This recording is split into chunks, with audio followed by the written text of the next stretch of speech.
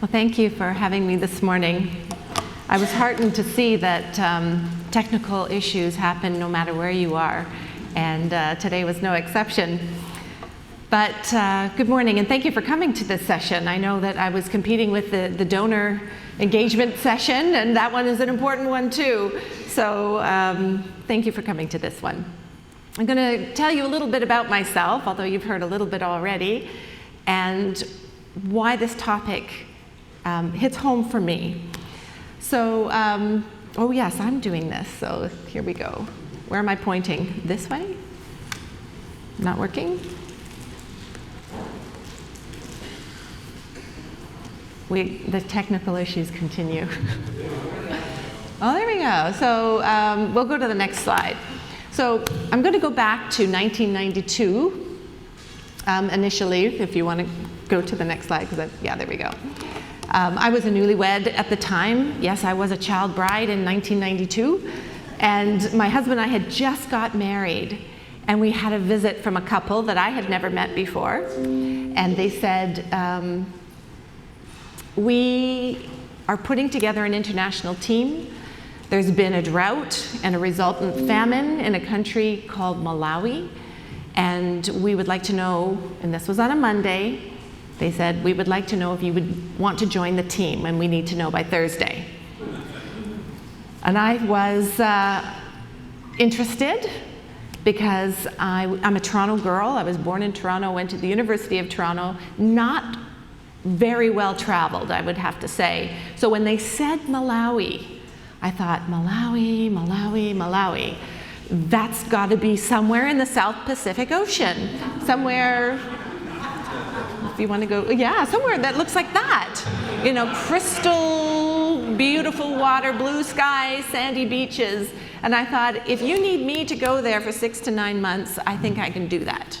That's a place I could go. I don't know why they would ever have a drought, because they have so much water around them. Back in 1992, there was no World Wide Web.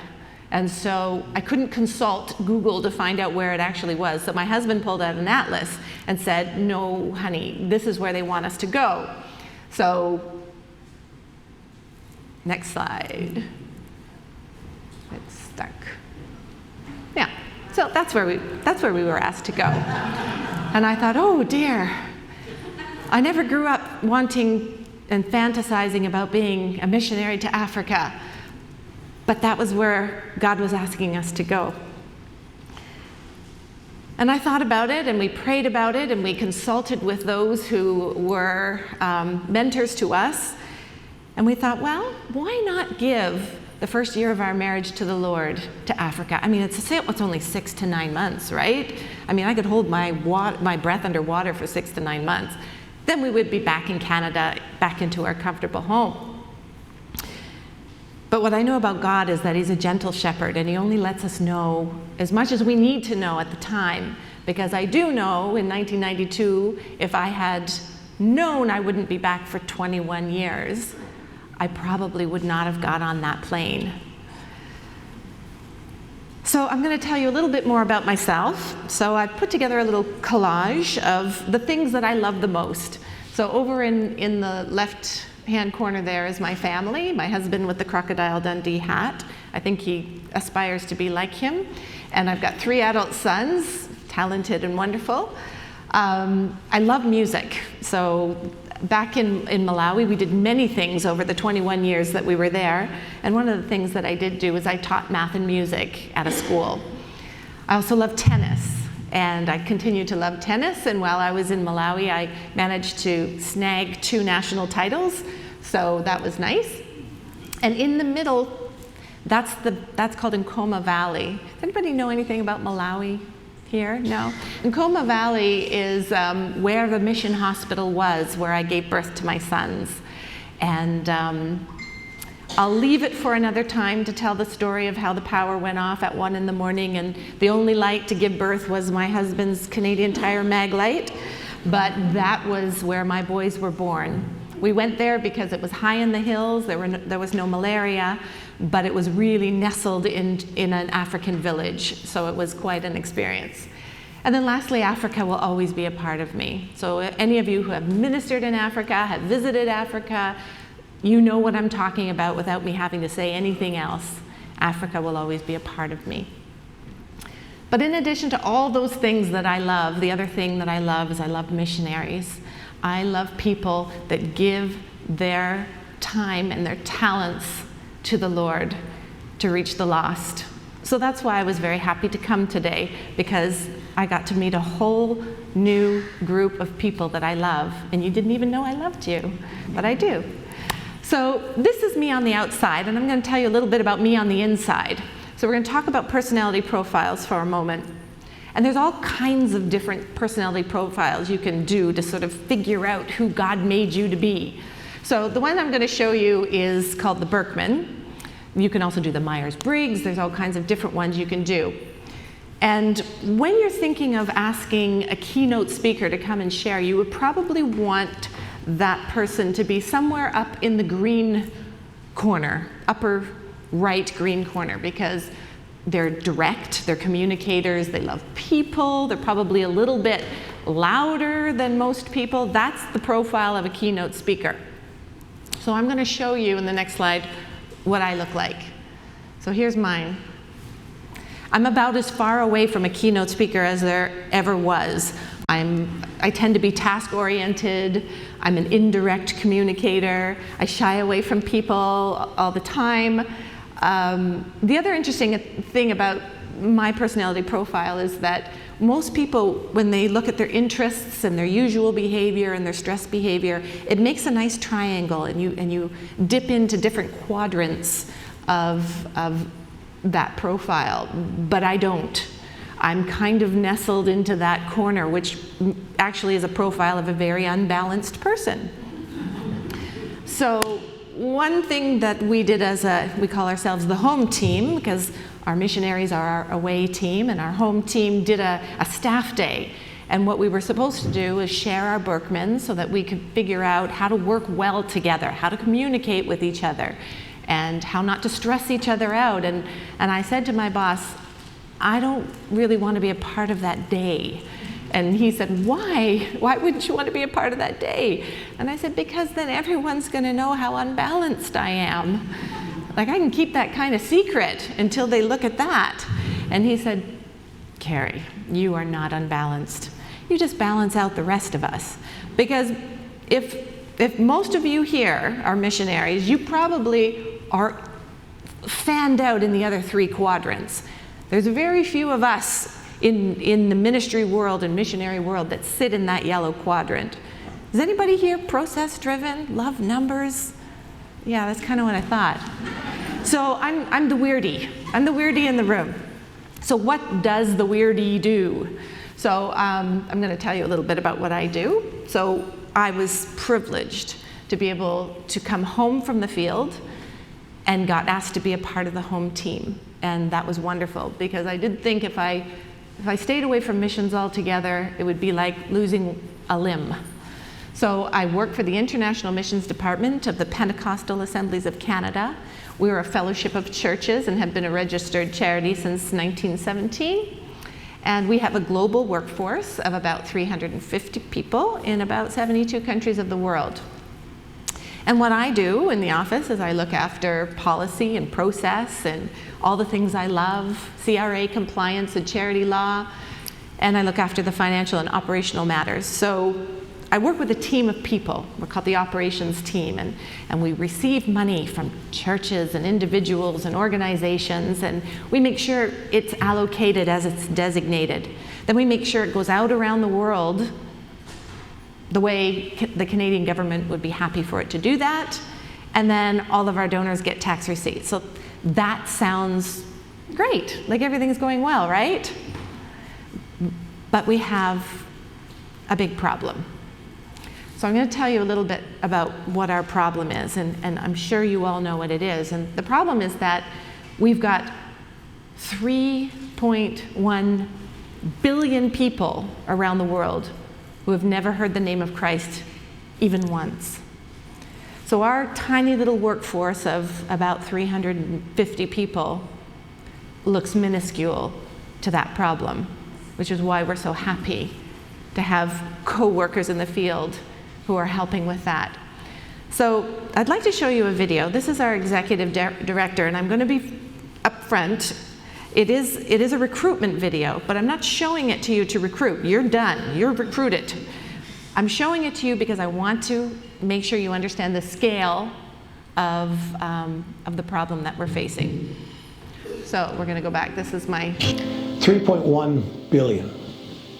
How long would it take you to count to that number? If you counted one number every second without breaks, without eating or sleeping, it would take you 98.3 years. According to the Joshua Project, that number represents the number of individuals without access to the gospel because the church in their community is so small or non-existent. There are places in the world where you could shake the hands of 100,000 people and not meet one believer. That is 3.1 billion individual names. 3.1 billion dreams, 3.1 billion hopes, 3.1 billion fears. Our God not only knows their names, their dreams, and their hopes, He knows the very number of hairs on each head. And His love is so great that He sent His own Son to die for them. In Acts 13, we see the first church, a local church in Antioch, a church just like yours, sending Paul and Barnabas out to do the work that God had prepared for them, to proclaim His word. Over the last 100 years, churches just like yours from all across Canada have sent over 3,000 Canadians to share the love of Christ to people all around the globe. This is your story. This is our story. Collectively, we have seen God plant over 50,000 churches. We've seen over 12 million people come to Christ. Over 35,000 pastors and leaders have been trained in the 54 colleges God has enabled us to establish. Today, there are over 13,000 local leaders preparing for ministry. Our workers have also fed the hungry. They've given water to the thirsty. They've cared for the widow, for the orphan, for the refugee, for the migrant, for the prisoner. The God that so loved the world wants us to continue to work with Him to bring good news to the 3.1 billion people that have little or no access to the gospel. Mums, dads, boys, and girls, all created in His image. God's call that has been central to who we are must continue to beat strong in the heart of every believer and every church. God wants people from every walk of life and vocation to respond to His call. What is God saying to you? Would you consider joining our team of committed global workers and go where God calls? Over the next 5 years, we want to send 100 new workers into God's harvest field. If God is calling you, we need you.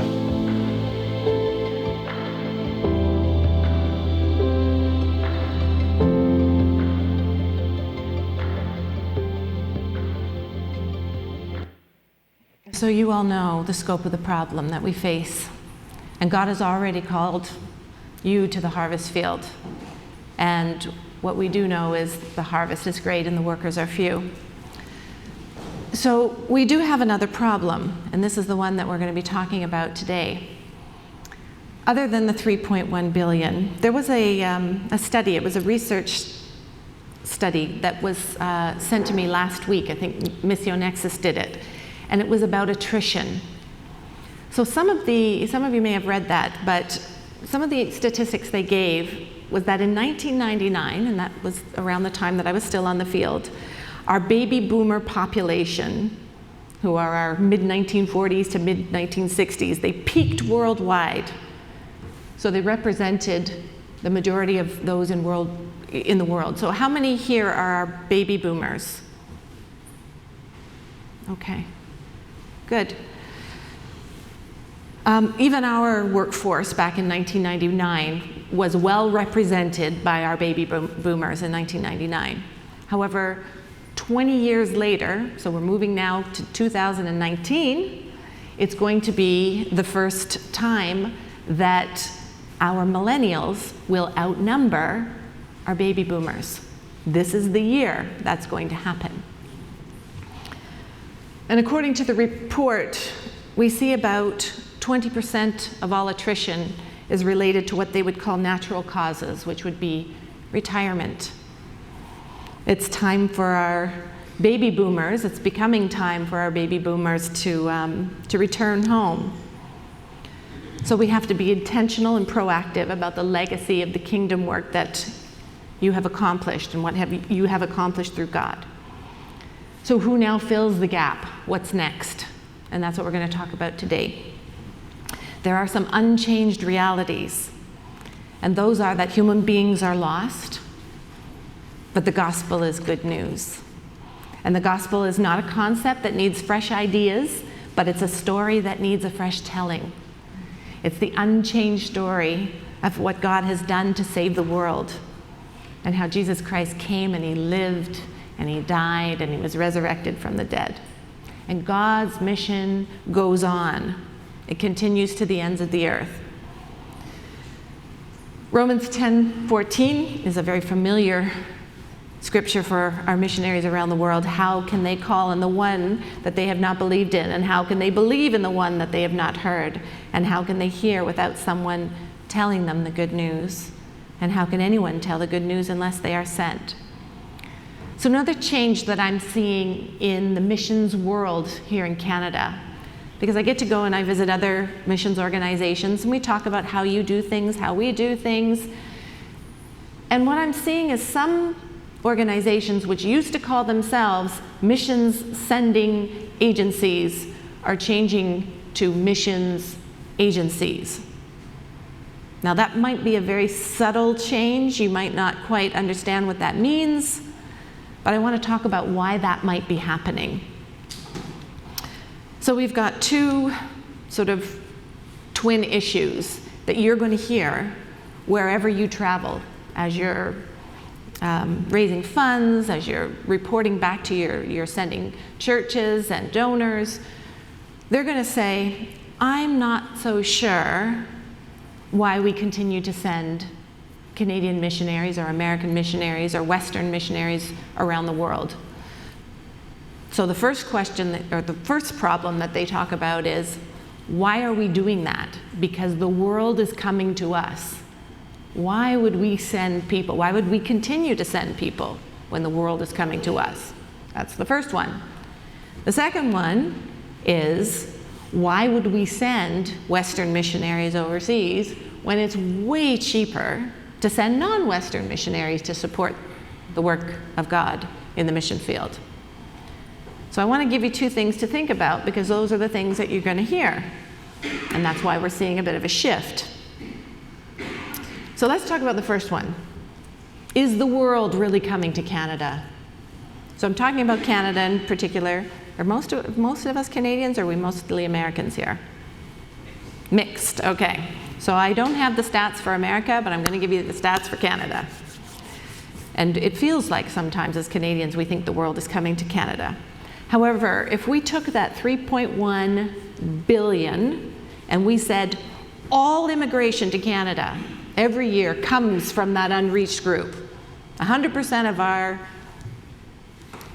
we'll call it sample of people that come in are from that group, that would represent 1% of 1% of the 3.1 billion people. Now, arguably, many of those that are immigrating would not be considered in that group. They may have had access to the gospel. They might even consider themselves Christians. So to actually say that the world is coming to us would not be a reasonable statement. Even if all of them came from that group, we still have 3,099,999,999 people that we're trying to reach with a small subset of missionaries around the world. So I think we can put that one aside. Even as some of you are thinking about transitioning back home, and people are saying, well, that's good. That era is done.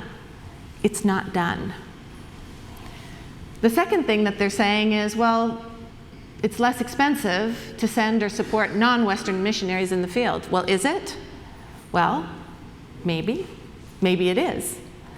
But there's an American Reformed Baptist man named John Piper.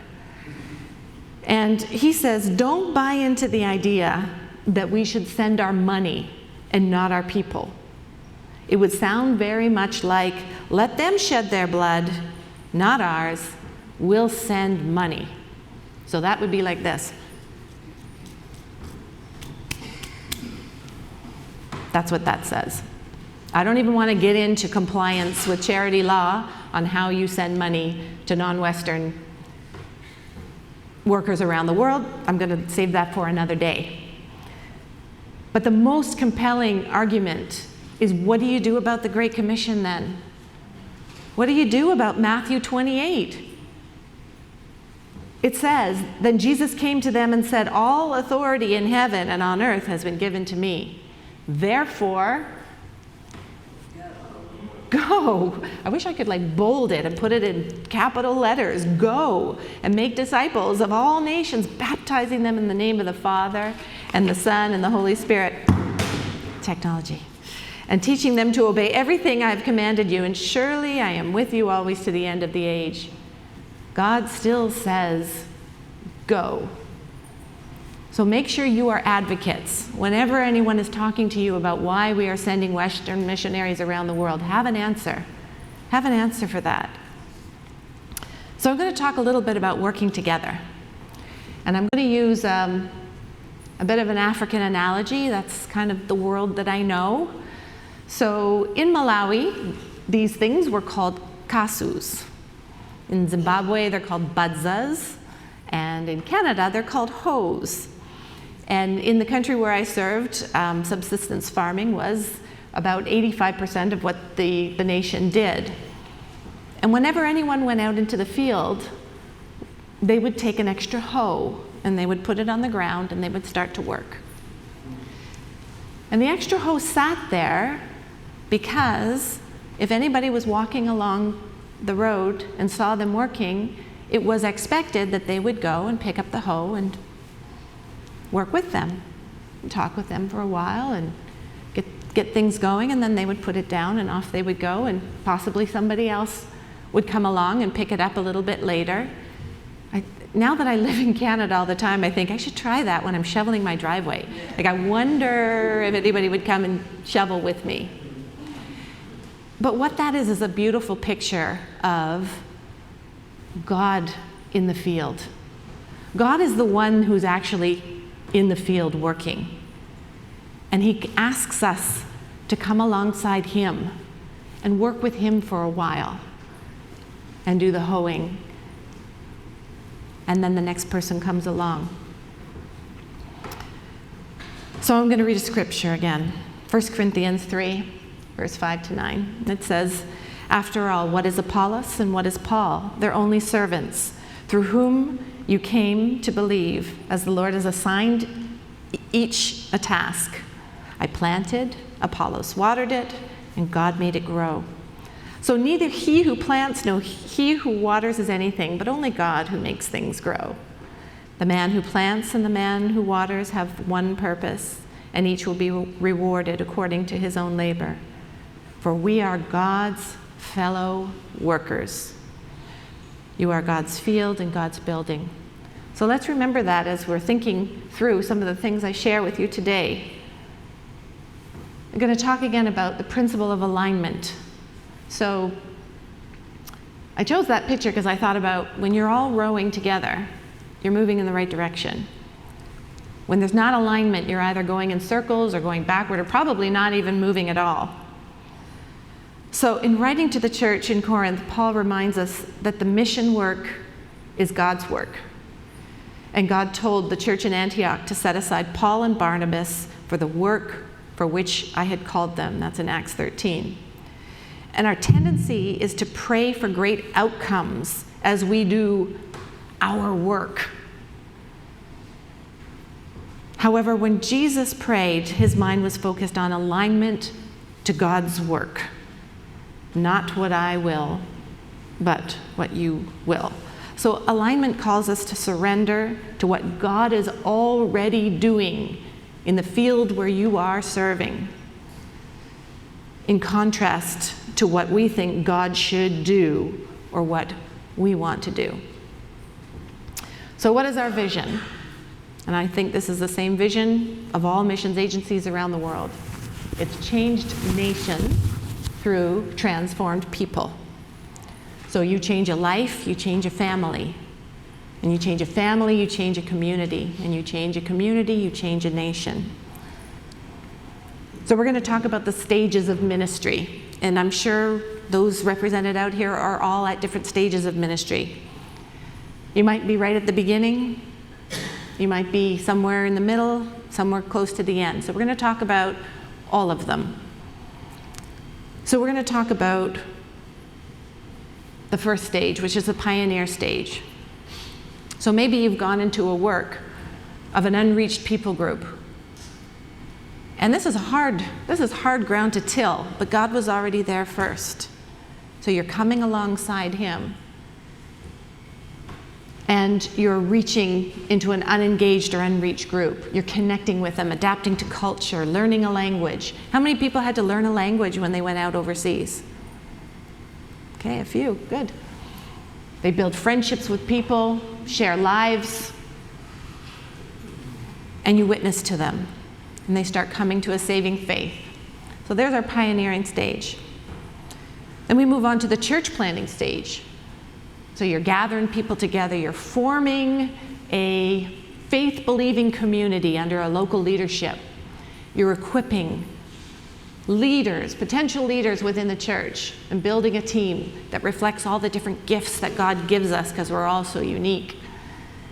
And it's growing and growing and reaching out into the community engagement, what needs to be done within the community. So that's sort of in our middle state. And then in the final state is the missional stage. So you're multiplying. The local leadership has faith to believe in a network of churches, not just the one little one that we planted. You partner with other teams, other leaders, and then you extend, and the church starts thinking about sending their own missionaries around the world. That's a beautiful picture of growing through different stages of ministry. So I want to talk really briefly about dependence versus capacity building. So dependence is relying on or being controlled by someone or something else. And often in missions, it's financial support. And if you're working in a developing nation, one that doesn't have as many financial resources, we do have the tendency to lean into dependence building. I remember once being in Malawi and sitting in a local area where people would congregate and eat, and I saw a Western missionary sitting at another table. And she had a big wad of Malawian kwacha. That's what the currency there was. And she'd say, "This is for your transport, and this is for your cell phone, and this is for your lunch." And I couldn't help think, that is bad mission. That screamed control rather than support and development. So what's the flip side? What's capacity building? It's working with national leaders or the next generation of missionaries to teach and help with skill development, to coach, to impart knowledge and give support. There's no room for ego or protecting our kingdoms.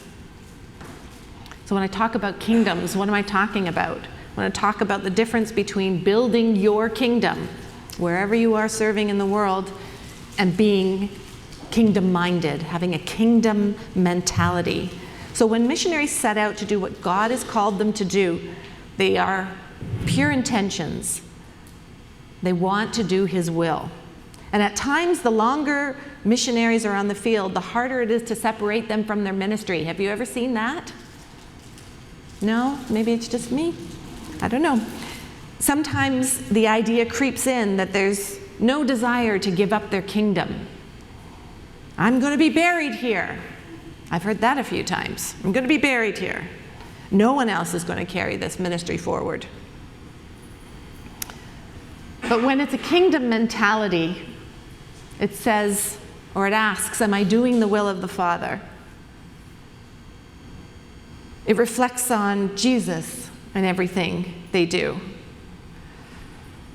Humbles themselves to the will of the counselor. And they're full of humility, giving God the glory for what he has done in the ministry that you have been a part of. You notice that I didn't say your ministry. It's God's ministry that he has invited you to be a part of for a time. You have that hoe for a certain amount of time, and then you lay it down for the next person. So the way of Jesus is servanthood. It's a call to servanthood. If anyone wants to be first, he shall be last of all and servant of all. In Mark 10 it says, "You know that those who are regarded as rulers of the Gentiles lord it over them, and their high officials exercise authority over them. But not so with you. Instead, whoever wants to become great among you must be your servant, and whoever wants to be first among you should be slave of all. For even the Son of Man didn't come to be served, but to serve, and give his life as a ransom for many." So let's talk about successful succession planning. There's some key things that you have to remember, and I'm going to go through them because I'm mindful of time. You're going to make your vision, or make the vision known. You're going to be proactive. You're going to mentor. Likely do a trial run. And at the end, I'm going to tell you about why you don't eat your seed. So make the vision known. And note that I don't say your vision. It's not your vision. Be collaborative with your national partners and your joint ministers in what the vision is. Should be something that God is already doing, that you are building on together. And when everyone knows and is in agreement with the end goal, you start charting a path from A to B. If you don't do that, it's not going to happen. Be proactive, so you must be praying and thinking and acting well ahead of anticipated events. Who is emerging as a clear servant leader among your ministry? Who do your national partners feel are the person or the body that should continue? Should it actually be another missionary that should be coming alongside and you mentoring them depending on the circumstance? So what's mentoring? Mentoring and equipping. It's a long-term relational act focused on supporting the growth and the development of individuals. Jesus was our best model. He mentored 12 disciples. He didn't give them a step-by-step roadmap and say, do this, then do this, then do this, and then here's your transport. He didn't say that. He said, watch what I'm doing. Learn from me. It's a high level of guidance of long-term development. And mentoring is actually a legacy for your life. In 2 Timothy 2, 1-2, Paul said, "You therefore, my son, be strong in the grace that is in Christ Jesus.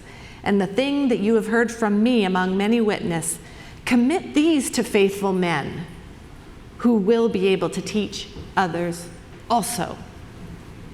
Paul was an amazing mentor, and he instilled in Timothy that it doesn't end with him. He's going to continue to train other leaders as well. So let's talk about Paul, the Apostle Paul, who is our greatest biblical jailbird of all time, and the 3 stages of his mentorship. So if we look at the very beginning of 1 Timothy, there was a parenthood relationship, like a father and a son. He called him my true son in the faith. That's where it started. But it didn't stay there. If we move along into the next step in 2 Timothy, we talk about pace setting.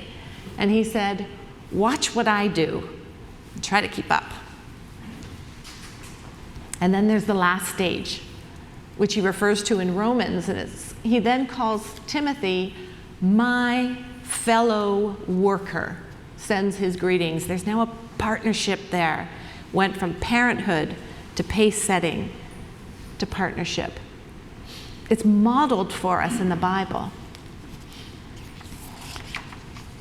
Trial run by partnering. So it's a great idea. working side by side, passing the baton in a seamless action that moves the mentor-mentee relationship from parenting to partnering. That's a legacy. What we did in Malawi, we did many different things, and one of the things we did was we church planted. And we met a young man in Bible school who was not only of great intellect, but was of great character. And we invited him to come alongside us in our ministry in the commercial capital of the country, planted right downtown, looking to meet the needs of the city. And that man today pastors the church that we left behind, and is about 500 strong now. And it was the joy of my heart. I got to go back to Malawi about 2 years after we had left, and I was doing an audit there. And they said, what was your favorite part of going back to Malawi? And I said, going to the church and knowing that our ministry outlived us. It actually had nothing to do with us. We just did our little part for the time God called us to do it. And then we passed it along, and it's strong. So one of the things that I did when I was in Malawi, as I said, is I taught. I taught in a school, and I taught music and math, and I used to do something at the end of a lesson if the kids were really good. I said I would give you Mrs. Halliwell's life lesson. I would give them a different one in every class. And it would often be why being a truth teller was important, or why kindness matters. So this morning I'm going to give you Mrs. Halliwell's life lesson. And it's called Don't Eat Your Seed.